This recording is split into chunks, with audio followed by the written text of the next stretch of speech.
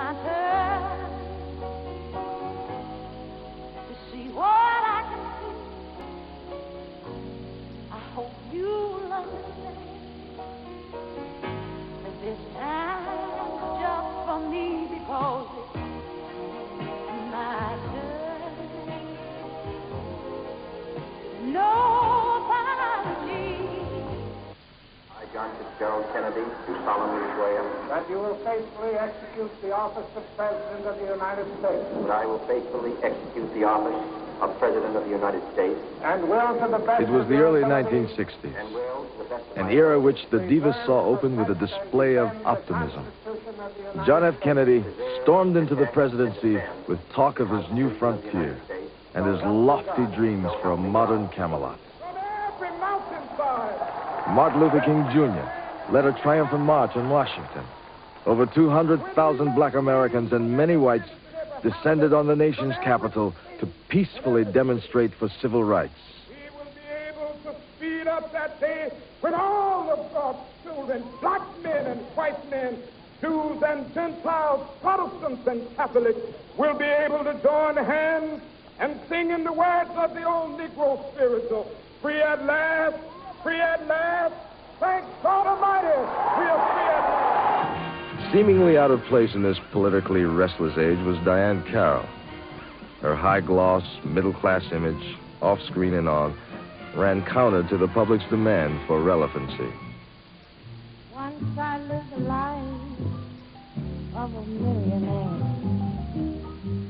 spending my money, taking care, get my friends up for good times. He had bootleg liquor, champagne wine. By the 60s, Diahann Carroll had already been around for some years. The daughter of a New York City transit worker, she did bit parts in films such as Carmen Jones. But her startling physical metamorphosis into a glamour girl didn't begin until she starred in the musical No Strings. Carroll developed into a polished performer, sometimes playful and kittenish. I'm saving my love for you. La da da da da da. I know for certain the one I love. I'm through with flirting, it's just you I'm thinking of. Ain't misbehaving, I'm saving my love for you. Well, I'm just corner in that corner. I don't go nowhere. What do I care? Your kisses are worth waiting for. Believe me. Sometimes she was more talented than many thought, able to hold her own with the biggest stars. You sing Ireland, and I'll sing Rogers. What, Richard Ireland and Roy Rogers? No. Harold Ireland and Richard Rogers. Well, let's get the show on the road.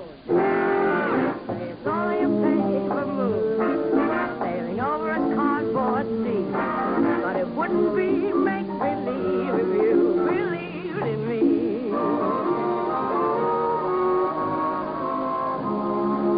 Dancers overhead on the ceiling near my bed, in my side all through the night. Then in 1968, Diahann Carroll made television history, starring in her own weekly series as a black professional woman.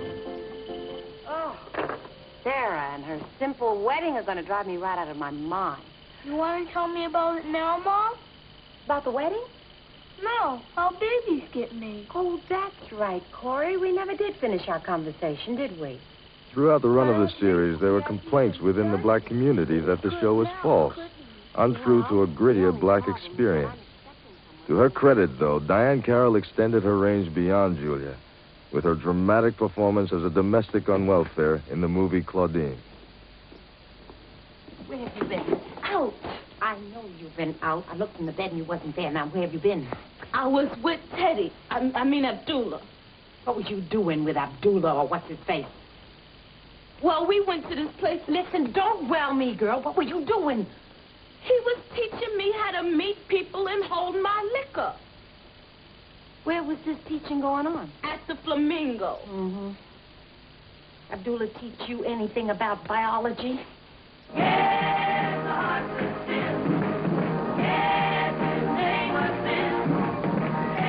And when he walked me home, they do run, run, run, they do run, run. During the 1960s, America's popular culture was invigorated by a new phenomenon: girl groups. Trios, quartets, quintets of teen divas. Teenage singing groups performing pop, rock, and soul. All innovative musical forms and styles, growing out of the heat of the ghetto and the black American experience.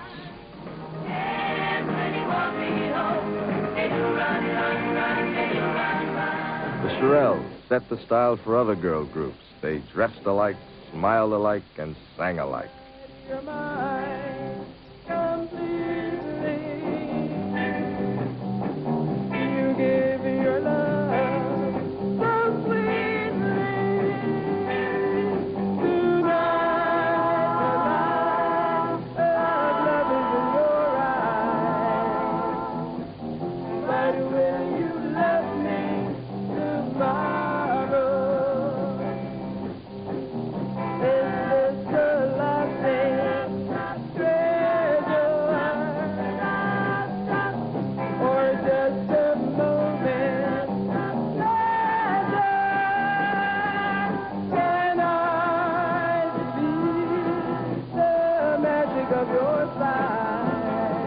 The Shirelles told teen America about their boyfriends and their dreams and their teen heartaches.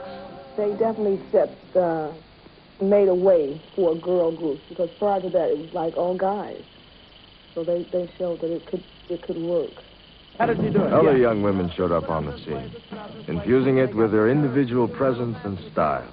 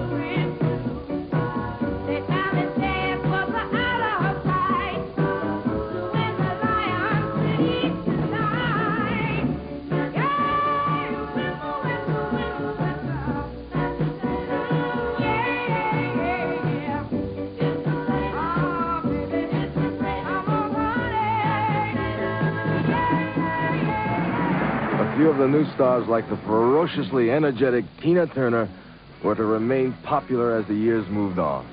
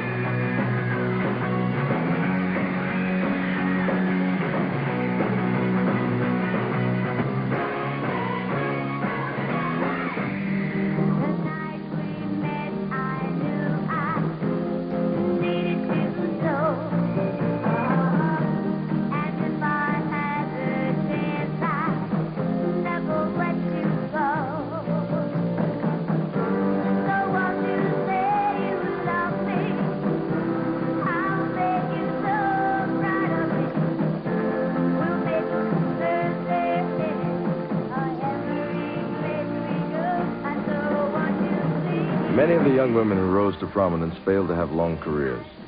Some lacked drive. Others became disillusioned after having been exploited by record companies and shifty promoters.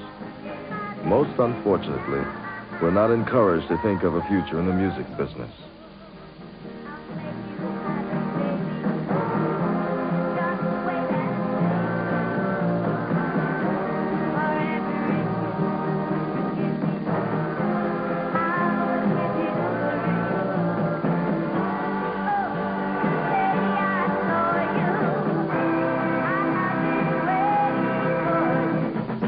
Then a fledgling record company in Detroit called Motown, named after the Motor City, of course, and headed by a dynamic young man named Berry Gordy, changed everything. They were management, they were record companies, they were everything. They had our legal matters in hand and everything. So we didn't know.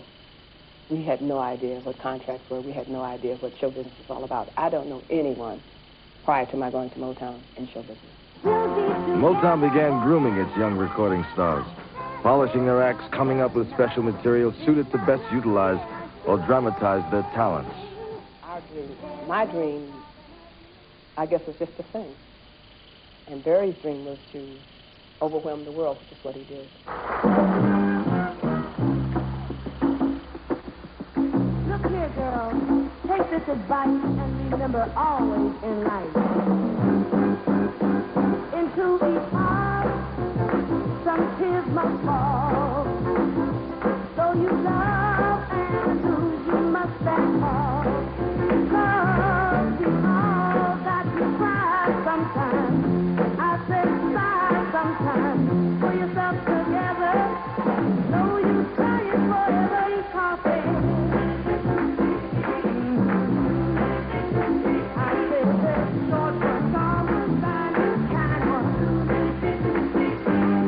Motown's next big girl group was Martha Reeves and the Vandellas.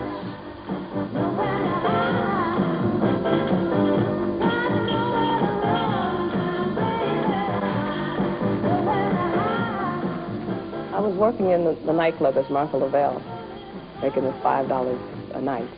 And Berry Gordy invited me to the company for an audition. Here Motown attained a new artistic maturity. Their music never lost its ethnic beat and pulse, and their feverish hits touched on a new restlessness among the young.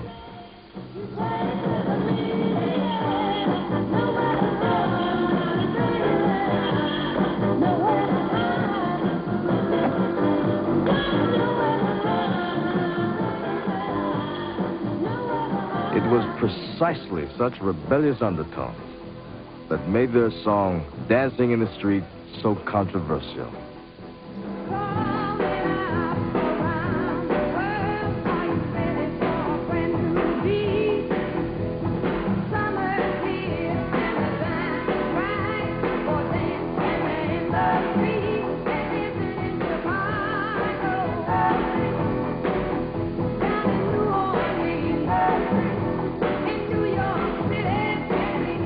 There were a lot of stations that would not play it. They somehow associated Dancing in the Street with riots. But the record came out after major riots had broken out in Detroit, Los Angeles, New Jersey. The rumor was really strong that I was some kind of militant rebel who started riots with a song. But if you search the lyrics, you'll see that it's just a fun-loving song.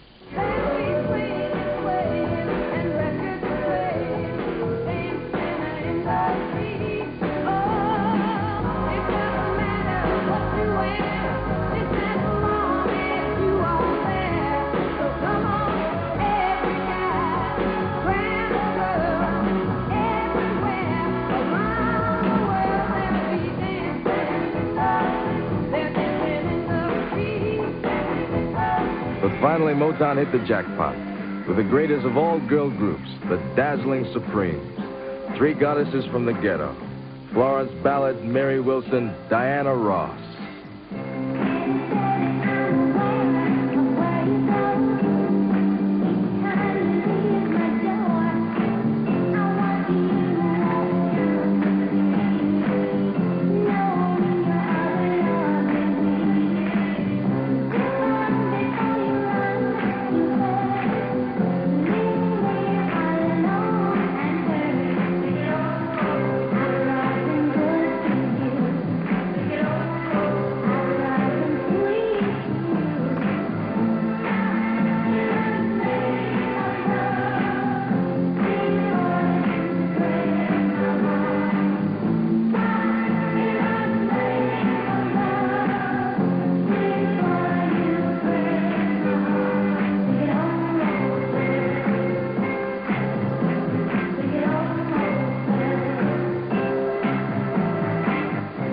was a rags-to-riches fairy tale, 60s style. Perfect for an age with a harsh urban experience very much on its mind. The three had grown up dirt poor in Detroit's Brewster projects. The story went that, as adolescents, they had met and decided to form a group. Then the three had marched to the office of Motown chief Berry Gordy, asking for jobs. But he turned them away. I remember these little girls, pretty little girls, sitting in the waiting room every day after school, waiting on somebody to either teach them a song or record them or something. But they were always there, and they were always ready, glamorous, into fashion, as much as their money would allow. And we'd sit on the steps. Eventually, they would let us in, and then after that, they started using us on hand claps, on people like Marvin Gaye's record or Mary Wells, and that's how we got in. We actually made them take us.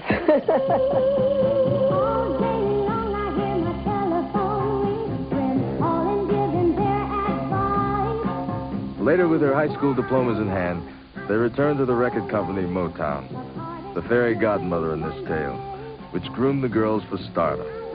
For a spell, they were called the Primettes, the female counterparts for a male group called the Primes.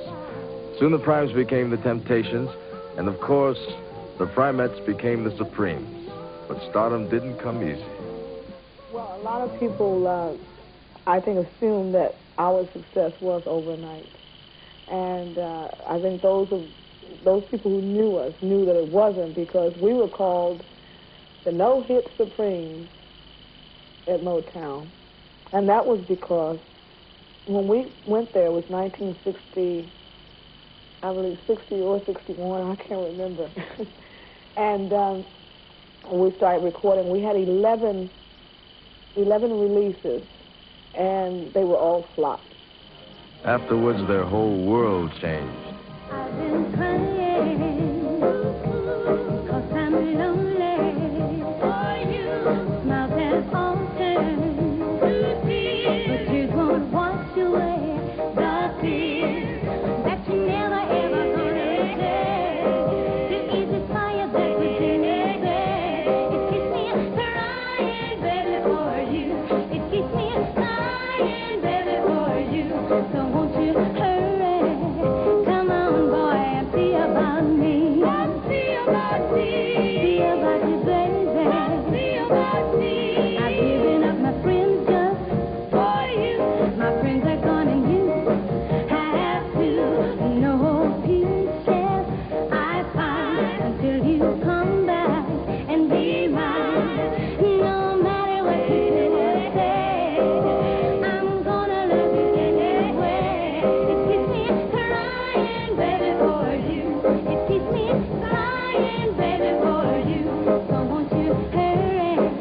Come on, boy, and see about me.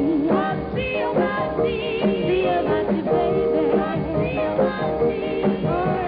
They had 12 #1 singles, sold over 50 million records, and were more famous than almost any other performing group in American history.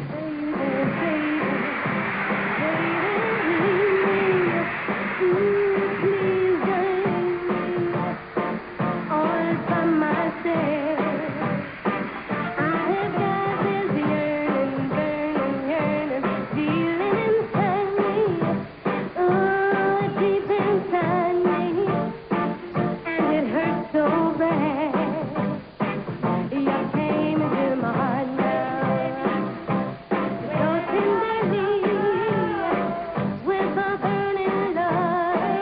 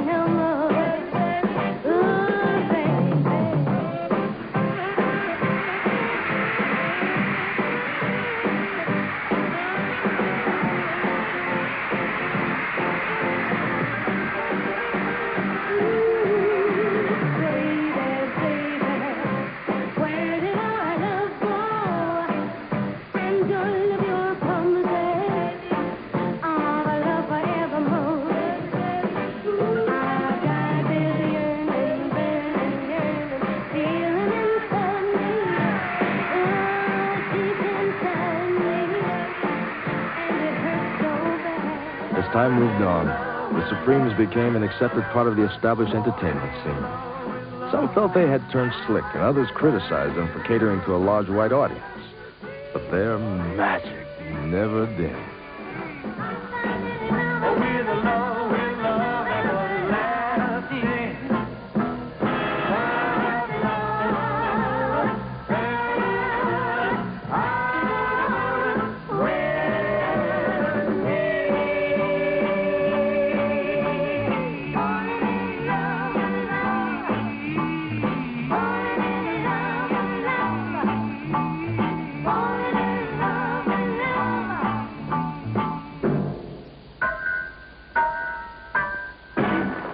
Things were hardly perfect with the group.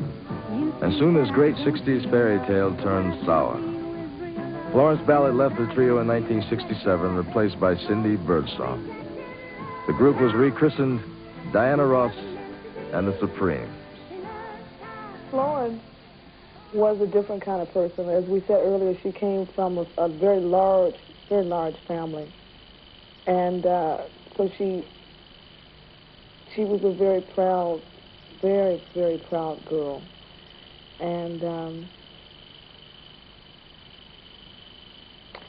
I don't think that she was well understood, basically because she didn't really understand herself. I don't really think. She never did. It's very difficult talking about Florence like that. Sadly, Ballard ended up back in Detroit living on welfare with her 3 daughters. Florence Ballard died at the age of 32 of cardiac arrest. The Supremes' celebrated history came to an end in Las Vegas, 1970. Our last performance together was quite spectacular, actually, because everyone had known for a couple of years that Diana was leaving. So at last you have it. This is it. This is the final performance. At the end of the show, Jean Terrell was brought on stage. And they gave us watches and things like that at the performance. And it was announced that Jean Terrell would be the new lead singer of the Supremes.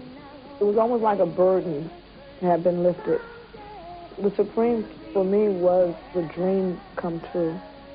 And that farewell performance actually showed me that it was the end of an era. And it was the end of a dream that me, Flo, and Diane dreamt up.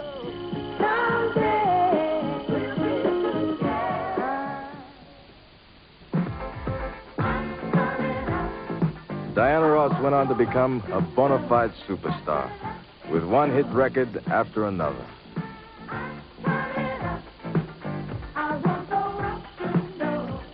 She eventually appeared in films, working opposite this dapper gentleman, right here in Lady Sings the Blues, the story of Billie Holiday.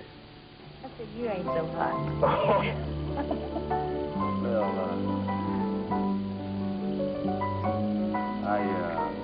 I just love the way you talk, you know what I mean? Well, you make me, I never met nobody like you before, you know. You kind of make me Do I speechless. really? Really. Right, I don't know what to do with myself. Like you said, I don't even know what to do with my hands and everything. You know, you sure have pretty teeth when you smile. Okay. And, that, you know, that dress. I want to tell you about that dress. That dress brings out the best tones in your skin.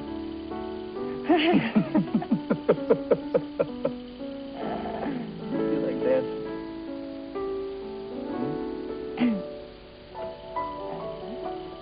What do you feel like dancing? I'm dancing. Anybody stopping you? She is a very, very warm person. But I think she's made choices in her life that do not allow her to show that side to the public anyway. Diana Ross always exemplified the old style of glamour, sometimes controversial, sometimes criticized. But like Josephine Baker, she had a huge following and enjoyed her stardom to the nth degree. During these years, a newcomer from Orange, New Jersey named Dionne Warwick appeared on the scene. Her music appealed to a broad audience as she sang of the hurt and confusion of love.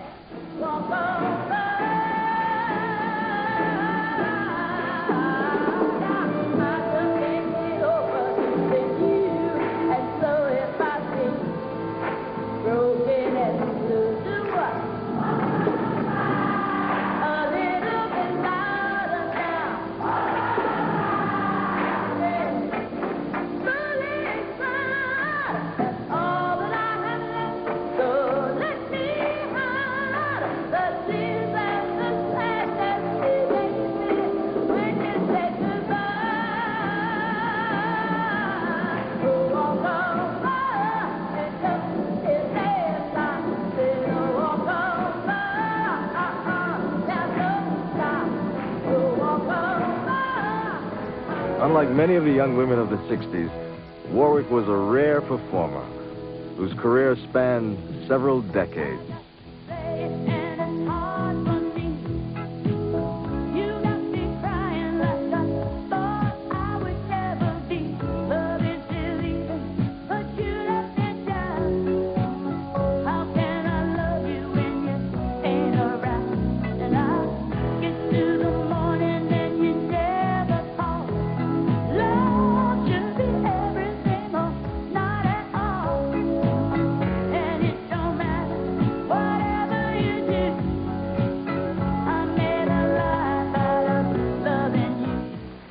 Finally, though, the restless 60s drew to a close with the discovery of a woman who brought soul to America. Lady Soul herself, Aretha Franklin.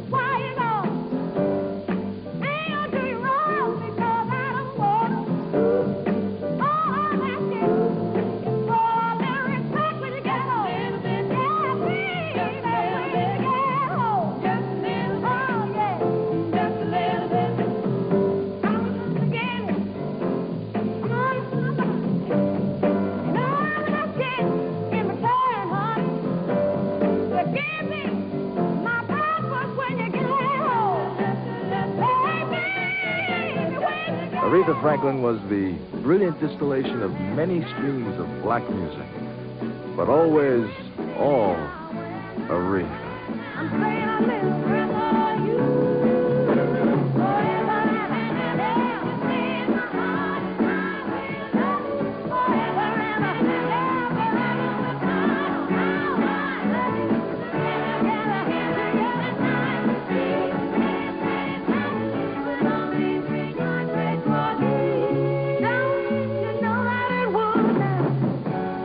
Like so many other important divas who preceded her, Aretha Franklin's personal life was an important part of her legend. Growing up in Detroit, she toured the gospel circuit with her minister father and cut a gospel single at age 14. On the weekends, I would go out with my dad. He played the major auditoriums across the country, arenas, out in Oakland, California, Los Angeles, the Shrine, many of the major auditoriums across the country.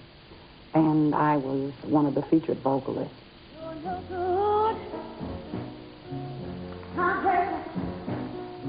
In 1960, she went to New York, taking dance and vocal lessons, then signing with Columbia Records, which unfortunately had her sing standards. Well, I made what I felt were some very good records there. I didn't have any commercial hits. I had what was called in the business turntable hits, some things that got a lot of play, but they were not successful in commercial terms. Well, my first encounter with Aretha was listening on demo, to a demo record. I heard this voice, and I said, my God, that's the greatest voice I've heard since Story Hall. Aretha left Columbia for Atlantic Records, where her career underwent a great change. Well, I will always be appreciative to Atlantic, because Atlantic was the launching pad that put me out there. commercially and brought me to the attention of the American and European public. With Atlantic Records, she could select her material and block out her arrangements. By the late 60s, she was one of the biggest names in the world of popular music.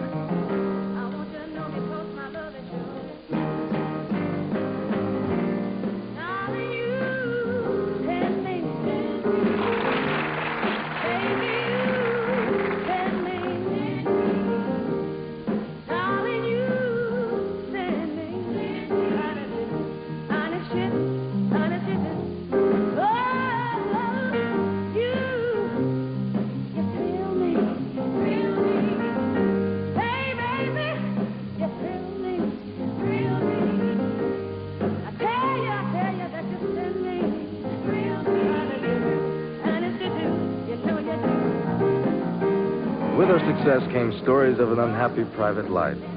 In its cover story on Aretha, Time magazine described her as a young woman cloaked in a brooding sadness. Aretha had terrible luck with men. That was one of the awful parts of it. And there'd be one, quote, husband after another handling her affairs, you know, and it was a mess.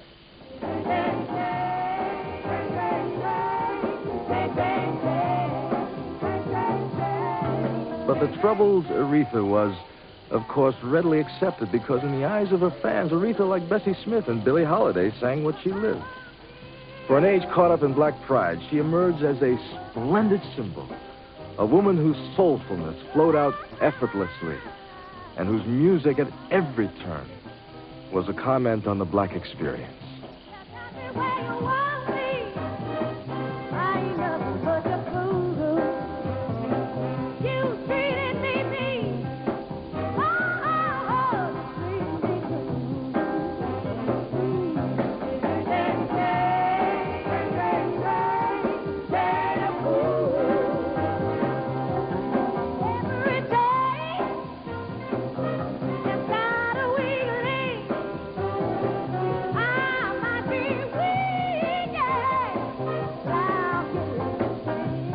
Her freedom in sound made me so, she made me cry because she made me happy, and she was a completely exposed singer. And I said, God, let me open up myself because maybe that will come out. She was my role model for the work that I do now.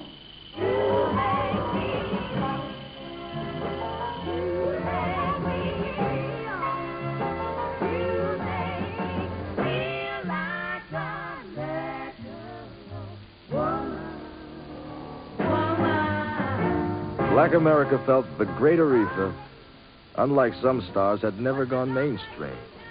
Mainstream America had come to Aretha. Ebony's David Lawrence said at the time, the late 60s was a period of Aretha rap and revolution. I am a right-on lady. That's what I am. And I just get out there and do my thing. New black movie boom was suddenly on. A new kind of movie queen turned up. Part matriarch, part glamour girl, who touched on the age's then-shifting demands for glitter and guts. The gun-toting, tough-as-nails Tamara Dobson blasted her way to stardom.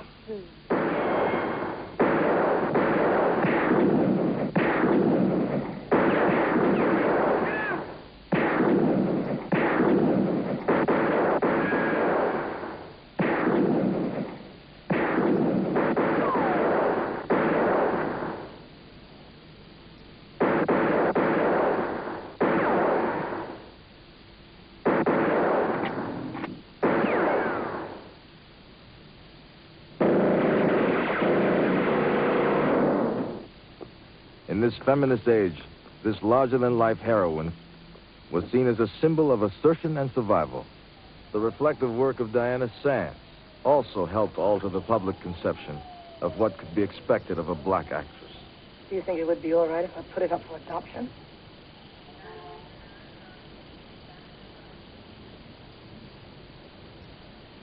I guess so.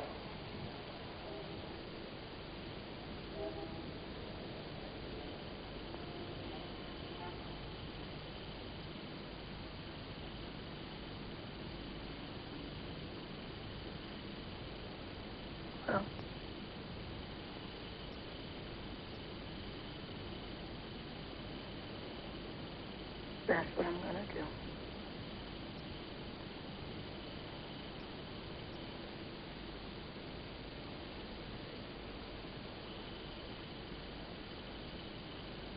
I want one thing now.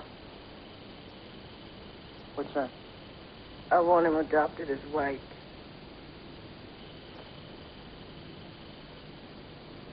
Why? Because I want him to grow up casual. Like his daddy. Diana Sands died of cancer at age 39. Stop it, Claudia. But of all the black screen performers, few shone brighter than dramatic star Cicely Tyson. I fell in love with a beautiful, sensitive man. A hurt man. A man who hit back, who never let anybody step on him. He was proud. And what did I do? I lectured him. Adam, you can't do this. Adam, you mustn't do that. I would rather he fought on that street corner and died. Claudia! Yes, died! But instead he stood there and did nothing because of me. He loved me. And he gave up his manhood for me. Oh. He was always talking about what he was doing to me. Dear God, what did I do to him? What did I do to him? Tyson's road to fame had been as long and arduous as that of countless other black stars. She had been born in Harlem. Her father was a carpenter, her mother a domestic.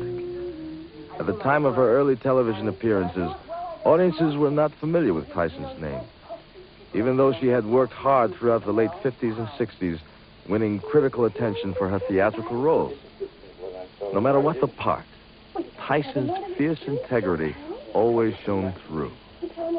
That sense of her own worth and her rigid refusal to sell herself short. Tommy, did you lie to them about them Indians?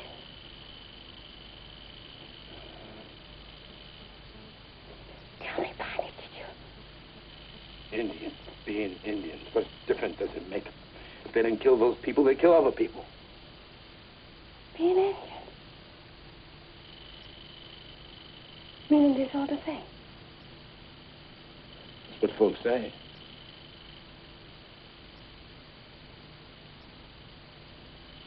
They say the same thing about niggers. Her stardom was so long in coming that it often appeared as if American audiences could not yet accept a dark black woman as a star. Finally, though, Tyson attained stardom with her vivid characterizations of strong, resilient black women. First in the film Sounder, and later she won an Emmy for the autobiography of Miss Jane Pittman. Now, the serious, dramatic black star had finally come into her own. All I know is that I asked you for help and you wouldn't help, and now my Willie is a pickle. What can I say? You don't have to say nothing. You already had your chance once. Now it's too late. Must be something I can do. I'll tell you what you're going to do. They're sending Willie home as soon as he can travel.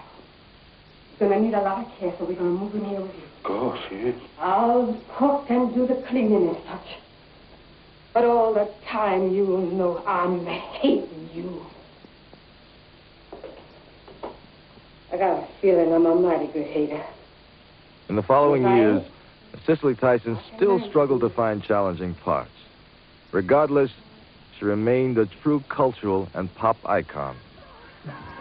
The old-style diva, glitter and glitz, a style dating back to Josephine Baker and Ethel Waters in the 20s, was returning with a new slant. And nowhere was the mixture, old and new, more apparent than in the purely 70s and 80s phenomenon, the disco. The message was clear. Get into another realm.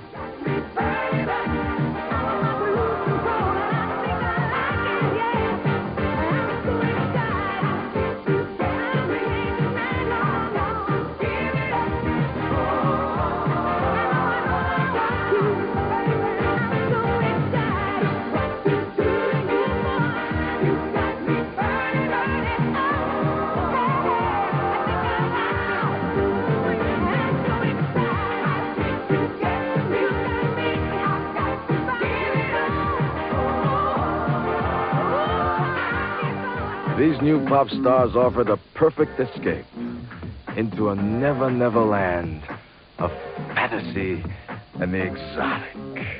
That's right, pleased to meet you. I still won't tell you my name. Don't you believe in mystery? That you want to play my game? I'm looking for a man to love me like I've never been loved before.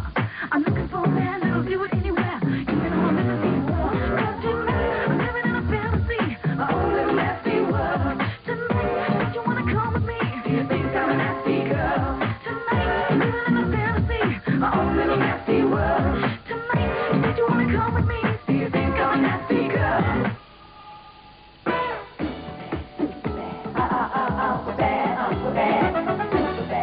Sometimes they strutted and stormed stages, saluting themselves and proclaiming their own self-confidence.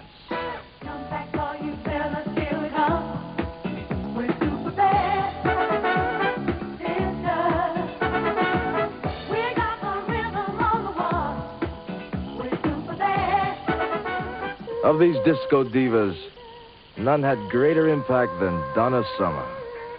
A story, her rise to fame, fell in line with those of so many of her predecessors.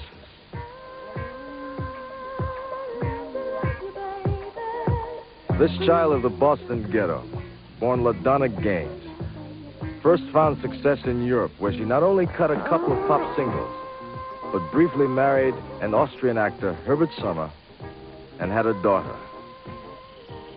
Her song, Love to Love You Baby, propelling Sommer to instant fame.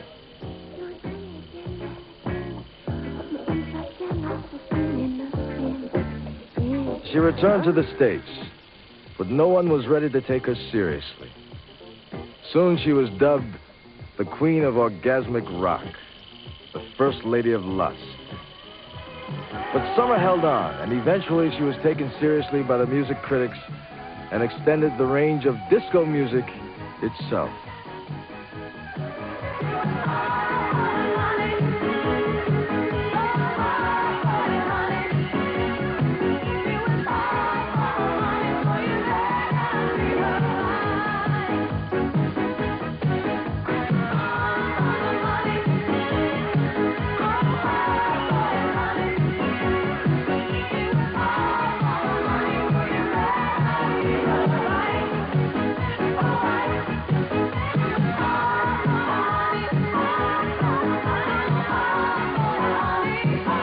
Of course, Donna Summer simply continued a tradition that reaches back to the days of Ma Rainey, Bessie Smith, Josephine Baker, Ethel Waters.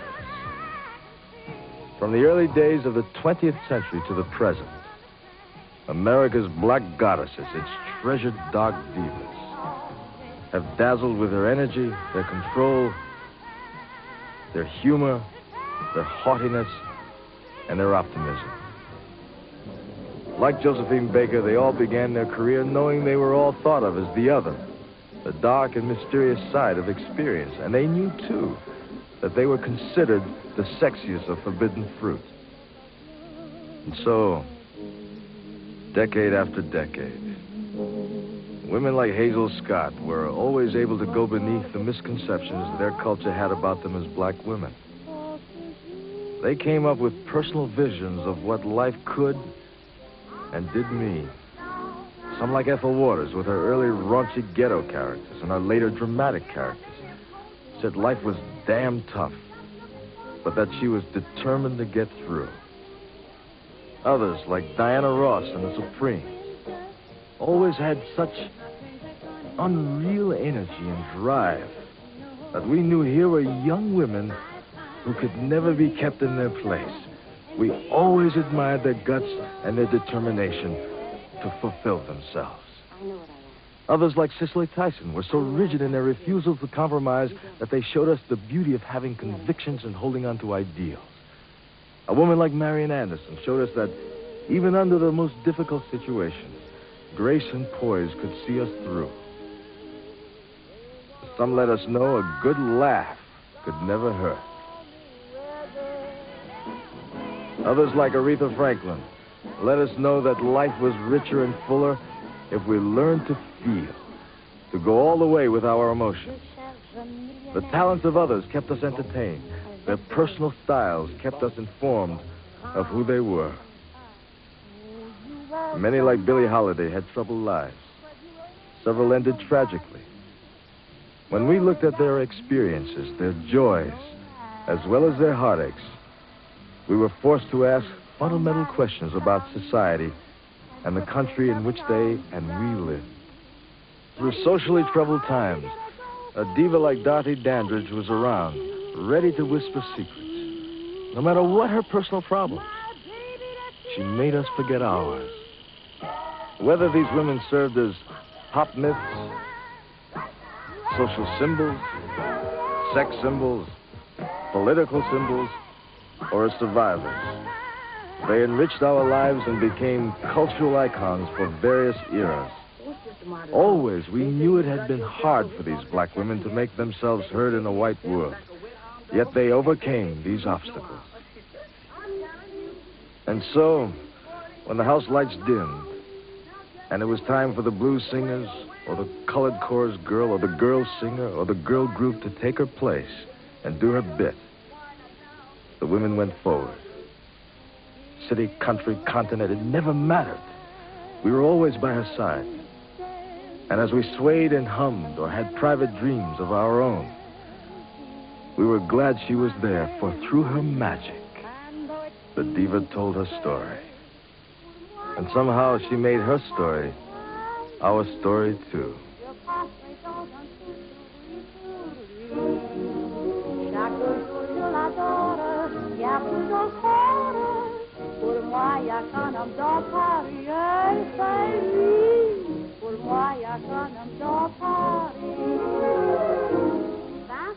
Next Monday night at 12:45, there's the story of the 20-year singing career of Rod Stewart.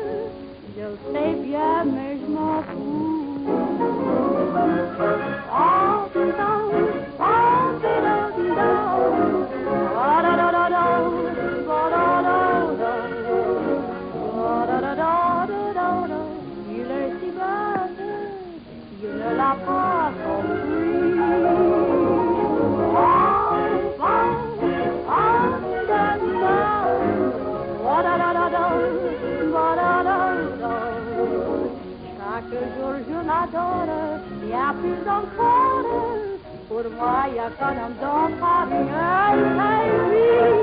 pour moi, y'a qu'un homme dans